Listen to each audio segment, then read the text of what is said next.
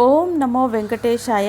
శ్రీవారి దర్శనము సెప్టెంబర్ నెలలో చేయాలనుకుంటున్నారా? వారి కోసం వివరాలు కొంచెం వివరంగా వెళ్ళినట్టయితే తిరుమల తిరుపతి దేవస్థానంలోనే కొన్ని మార్పులు అయితే జరుగుతున్నాయి. కొత్త ప్రభుత్వం కొలువు తీరింది. చాలా నూతనంగా ఈవో శ్యామల గారు అంటే శ్యామలారావు గారు నియమించారు. అంటే ఆయన నియమించారు కదా. సో బాధ్యతలు వెంట ప్రసాదము నాణ్యతతో పాటుగా దివ్య దర్శనం టోకెన్ల పునరుద్ధరణపై నిర్ణయాలు తీసుకుంటున్నారు టీటీడీ పాలక మండలి. అదే సమయంలో వసతి తర్వాత గదుల ఆన్లైన్ల కోటాను కూడా విడుదల చేయనున్నారు.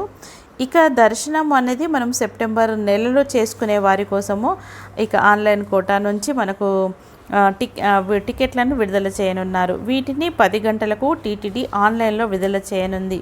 అదేవిధంగా ఈరోజు మధ్యాహ్నం 3 గంటలకు తిరుమల తిరుపతిలో ఆగస్టు నెలకు సంబంధించిన గదుల కోటాను మధ్యాహ్నం 3 గంటలకు ఆన్లైన్లో విడుదల చేస్తారు.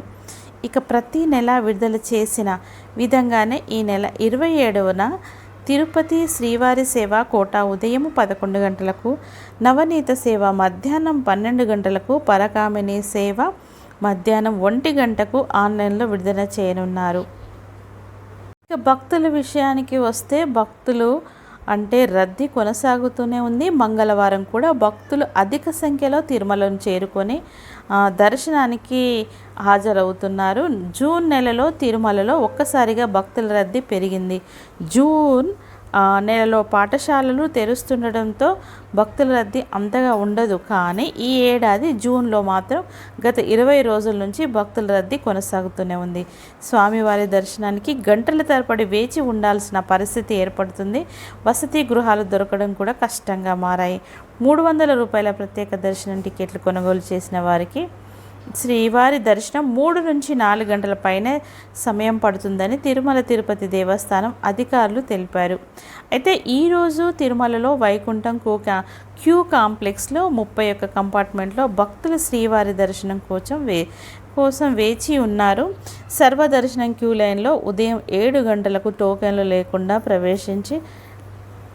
ప్రవేశించిన భక్తులకు శ్రీవారి దర్శనం 18 గంటల సమయం పడుతోందని అధికారులు తెలిపారు. కంపార్ట్మెంట్లో ఉన్న భక్తులకు ఉచితంగా అన్నప్రసాదాలను పంపిణీ చేస్తున్నారు. నిన్న తిరుమలను 77,878 మంది భక్తులు దర్శించుకున్నారు. వీరిలో 30,140 మంది భక్తులు తలనీలాలు సమర్పించుకున్నారన్నమాట.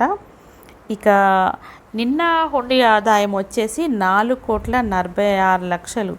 అంటే ఎప్పుడు మనకు రోజుగా మనకు 3 కోట్ల పైన అలా ఉంటుంది. జూన్ నెల అయినా కానీ మనకు అంటే స్కూల్ స్టార్ట్ అయినా కానీ అంటే తిరుమల తిరుపతికి దర్శనానికి మాత్రం భక్తుల రద్దీ తగ్గట్లేదు అని చెప్పడానికి ఇది విషయం అన్నమాట. ఇలా వెంట మన తిరుమల తిరుపతికి సంబంధించిన విషయాలను అందిస్తూనే ఉంటాను. మన ఛానల్ని కొత్తగా చూసేవాళ్ళు కనుక ప్లీజ్ సబ్స్క్రైబ్ చేసుకోండి. నచ్చితే కనుక నేను చెప్పే తీరు మీ ఫ్రెండ్స్కి షేర్ చేయండి, సబ్స్క్రైబ్ చేసుకోండి, ఒక్క చిన్న లైక్ ఇవ్వండి. ఈ మధ్యన ఒక వారం రోజుల నుంచి వీడియోస్ పెట్టడం కుదరట్లేదు. ఇప్పుడు వెంట పెడుతూనే ఉంటాను. Please like, share, subscribe.